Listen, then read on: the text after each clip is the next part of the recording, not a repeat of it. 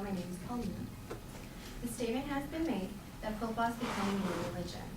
Tom S. Rayner, the president and CEO of Lifeway Christian Resources, stated on his blog some of the differences between football fans and churchgoers in a humorous way. For example, he said, "A football fan gets excited if a game goes into overtime.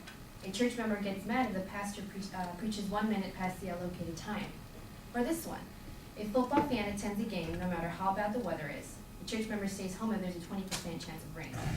In other words, differences exist between religious individuals and football fans, let it be on the humorous level, as this churchily states, and more so on a serious note. Calling football religion is an overstatement from biased or overly fanatic football fans. The advocate for the speech I'm here to refute, in the belief that football is becoming a religion or threatening church attendance, states, "Fans have started to treat football like a religion.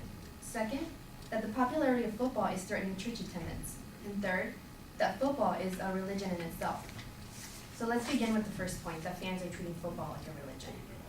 First off, most of the information provided sounds more like an opinion.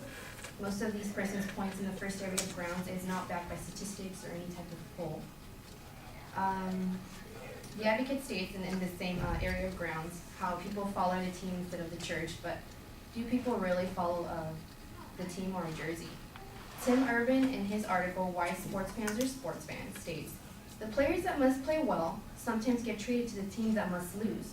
And now fans want to lose players to play badly, or want those players that get traded to play badly, In fact, the only thing that the fans are really rooting for is a certain set of jerseys, regardless of who happens to be wearing them."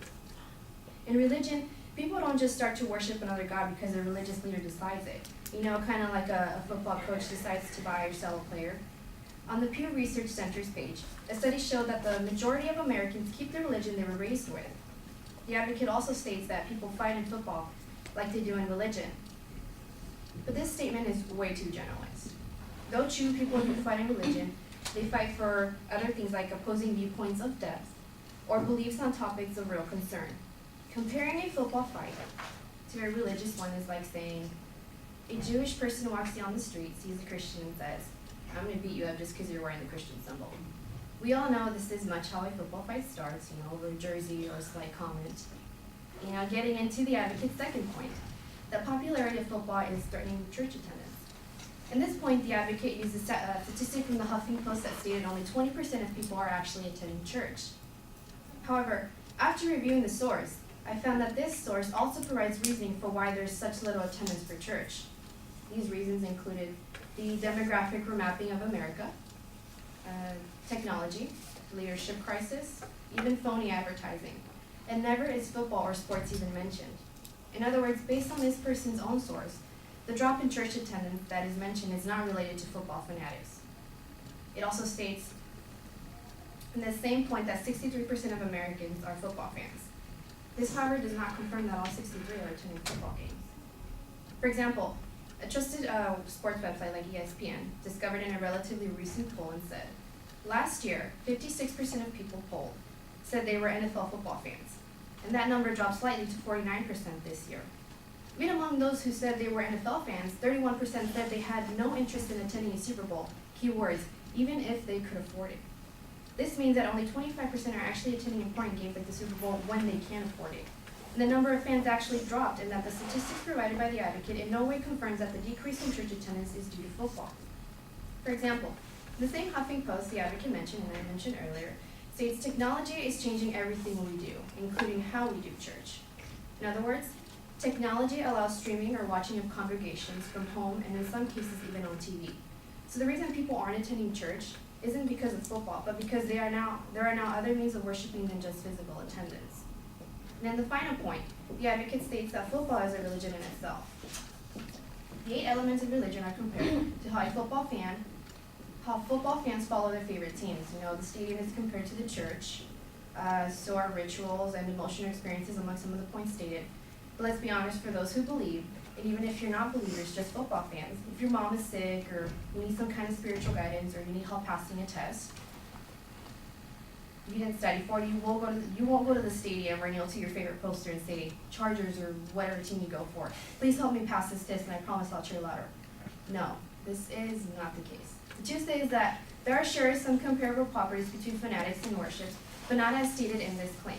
Clearly, there's a misunderstanding and a lack of evidence to support the correlation between the supposed drop in church attendance and football fanatics. And calling football the new religion of America is a complete overstatement. And for extreme football fans, it's important to remember that religion holds a spiritual meaning and a form of guidance by which some people live, and football is simply a form of entertainment. Thank you.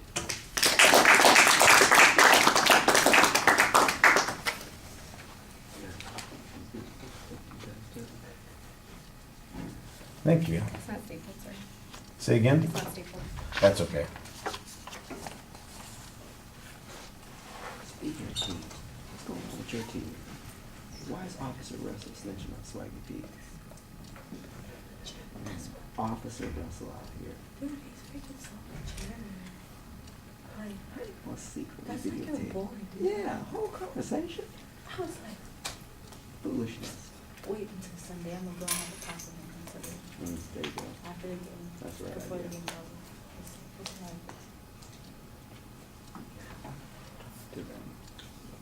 But, All right.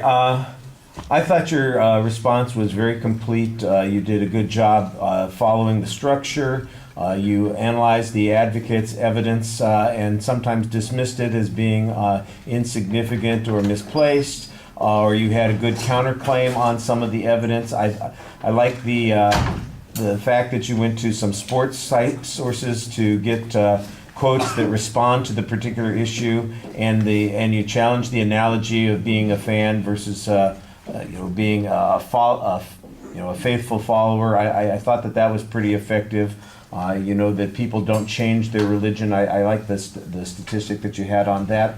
That was pretty effective at responding to that particular point. The transitions between the points were clear, so I could see where you were at every given point. I thought that your challenge to the analogy that the advocate is making is pretty reasonable, especially on that third point. Even though you didn't go through all 8 steps in the process, I think that you picked out a couple of them that were important, and that made a lot of sense. The only main issue that I think is at all problematic is there's so much reading, and you could talk to us a little bit more. But I know that you're trying to be thorough and make sure that you got everything, and so you did all the kinds of things that. Now you just need to connect with us a little bit more, and I think that is not hard to do. Otherwise, everything else was really solid. All right, thank you.